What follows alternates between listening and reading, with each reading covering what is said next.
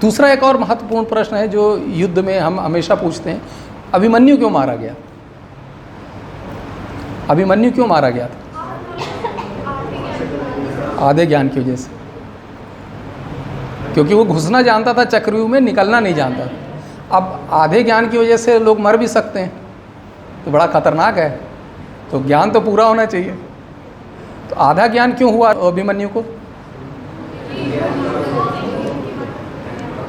सो गई थी सुनते, पूरा उन्होंने सुना नहीं। अभी उस दिन जो आपका जो आर्ट ऑफ लिसनिंग प्रोग्राम हो रहा था, उसमें लिसनिंग की बात आ रही थी। लिसनिंग का क्या अर्थ होता है? आज थोड़ा सा रिवीजन भी हो जाए उस दिन की वर्कशॉप का।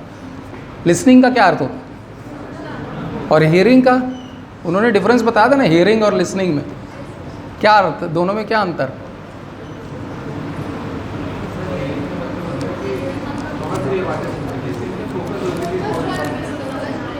हियरिंग का मतलब मैं आपको बताता हूँ। हियरिंग बेसिक जो है, जो मैकेनिकल प्रोसेस है, सुनने की प्रक्रिया।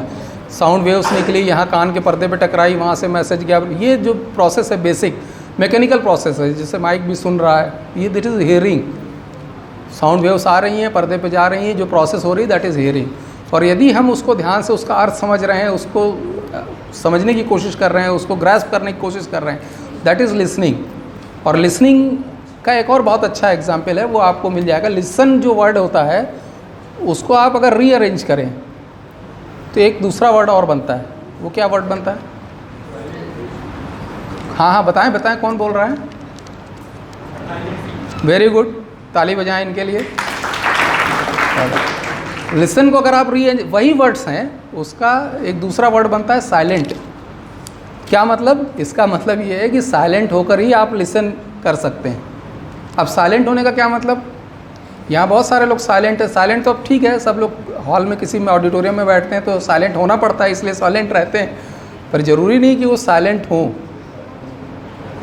अंदर बेजा शोर करता है। बहुत बढ़िया। दिमाग कंटिन्यूसली बात करता रहता है। बैठे हैं यहाँ, फिजिकली बैठे हुए हैं, दिमाग कहीं और चल रहा है कि आज शाम को मूवी जाना है, या ये वाला अच्छा सीरियल है, या उसके साथ फ्रेंड के साथ अपॉइंटमेंट है, कॉफ़ी हाउस जाना है, दिमाग चल रहा है, तो आप लिसन नहीं कर पाएंगे।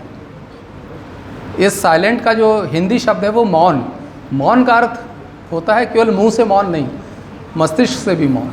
जब आप मस्तिष्क आपका साइलेंट होगा, जब दूसरे फालतू के जो हल्ला गुल्ला है वो नहीं होगा, तब आप चीज़ों को सुन पाएंगे और समझ पाएंगे, और नहीं तो आपको बातें समझ में आएंगी नहीं। और ऐसा ज़्यादातर लोगों के साथ होता है। तो लिसनिंग स्किल के लिए सबसे इम्पॉर्टेंट चीज़ है बी साइलेंट। साइलेंट का मतलब मन में मौन, अंदर भी मौन हो। एक इंसिडेंस है, एक बार अमेरिका में एक पागल खाने में कुछ विज़िट करने लोग गए, तो वहाँ पे दो पागल थे, एक साथ रहते थे। वो उनके साथ बड़ी विचित्र बात थी। उनके साथ विचित्र बात ये थी कि जब एक पागल बोलता था तो दूसरा चुपचाप सुनता था, फिर वो चुप हो जाता था, फिर दूसरा बोलता था, फिर पहला सुनता था, और बिल्कुल कोई एक दूसरे को डिस्टर्ब नहीं करते थे। तो वहाँ जो बाहर से विज़िट करने गए डॉक्टर ने, उन्होंने उनसे पूछा कि ये ऐसा क्यों करते हो आप लोग? तो उस पागल ने जो जवाब दिया, उन्होंने ये लिखा कि उस पागल का जो जवाब था वो बहुत बुद्धिमान मनुष्यों के जैसा जवाब उसने दिया। उसने कहा ऐसा तो आप सब लोग करते हैं। तो बोले कि मेरे को तब समझ में आया, मैंने सोचने की कोशिश की। तो अक्सर ऐसे ही होता है, जब हम किसी से बात करते हैं तो वो व्यक्ति बोलता है, उसके पहले हमारा दिमाग दौड़ने लगता है और हम तैयार रहते हैं कि कब चुप हो तो हम दूसरा जवाब दें या उससे रिलेटेड कोई बात करें। और हम कई बार इस सिलसिले में उस बात को समझ ही नहीं पाते हैं। अगर हमसे छोटा है या सबऑर्डिनेट है या कोई कंपटीटर है, तो हम किस तरह से उसको काउंटर कर सकें, किस तरह से उसको नीचा दिखा सकें, उसमें हमारा दिमाग चलता रहता है। या फिर हम अपनी श्रेष्ठता साबित करने के लिए ऐसी चीज़ें सोचते रहते हैं कि उससे आगे हम फिर ये बोलें। तो अधिकतर वो जो चीज़ कहना चाह रहा है वो हम मिस करते हैं, और हम अपना जो दिमाग दौड़ रहा है उसी चीज़ को बोलते हैं। फिर जब हम चुप हो जाते हैं तो फिर वो बोलने लगता है, क्योंकि तब तक उसका दिमाग दौड़ रहा है। तो जो लिसनिंग स्किल है उसके लिए सबसे महत्वपूर्ण चीज़ है कि हम साइलेंट होकर सुने। साइलेंट होकर सुने का अर्थ है कि मौन में सुने। मौन में सुनने का अर्थ ये है कि पहले हम पूरी बात सुने, फिर उसके बाद हम उस पर अपनी बुद्धि का प्रयोग करें, उसका निष्कर्ष निकालें कि वो क्या कहना चाह रहा है, और उसके बाद जब हम अगर बात करते हैं तब हम बातों को सही तरीके से समझ सकते हैं और सही तरीके से उसका जवाब भी दे सकते हैं। तो लिसनिंग स्किल सीखना बहुत ज़रूरी है, मैनेजमेंट के लिए तो खासकर बहुत ज़रूरी है, क्योंकि कई बार हो सकता है कि आपके जो कर्मचारी हैं, कोई वर्कर्स हैं, वो आपके पास कोई समस्या लेकर आते हैं, पर आपका दिमाग प्री ऑक्यूपाइड है कुछ दूसरे विचारों से, तो आप उसी से रिलेटेड बात करने लगते हैं और उसकी समस्या को समझ नहीं पाते हैं, और फिर उस पूरे सिस्टम में एक समस्या खड़ी होती है, विवाद होते हैं, स्ट्राइक्स होती हैं, बहुत सारी बातें होती हैं। तो हमको ये भी समझना बहुत महत्वपूर्ण है, श्रीमद् भगवद गीता 18 अध्यायों तक क्यों बोली गई? 18 अध्यायों तक इसीलिए बोली गई कि भगवान श्री कृष्ण का जो स्तर था बुद्धि का, वो बहुत ऊंचा था। अर्जुन का बुद्धि का स्तर सामान्य मनुष्य का था। तो भगवान श्री कृष्ण ने जो पहले अध्याय से बोलना शुरू किया कि ऐसा करो, फिर अगर नहीं कर सकते हो तो ये करो, ये नहीं कर सकते तो ये करो, ऐसे वो उसके स्तर तक आते गए। तो हमको भी जो सामने वाला व्यक्ति हमारे सामने जो भी अपनी समस्या लेकर आ रहा है, बात करने आ रहा है, तो पहले हमको उसके स्तर पे आके उसकी समस्या समझनी पड़ेगी, तब हम उसकी समस्या को निराकरण कर सकते हैं, उसको सुलझा सकते हैं।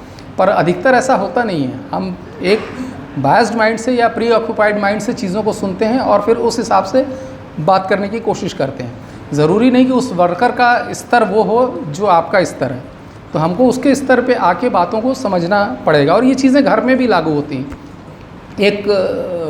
मैं सज्जन को जानता हूँ, उनका कहना था कि बच्चों के सारे प्रश्नों के जवाब दिए जाने चाहिए, नहीं तो बच्चों को फिर समझ में चीज़ें आती नहीं, तो वो बच्चों को हर चीज़ बता देते हैं। एक दिन उनके बच्चे ने उनसे प्रश्न पूछा कि पापा मैं कहाँ से आया। अब पापा बड़े कन्फ्यूज़न में थे कि अब वो बच्चे को कैसे बताएं कि बच्चा कहाँ से आया।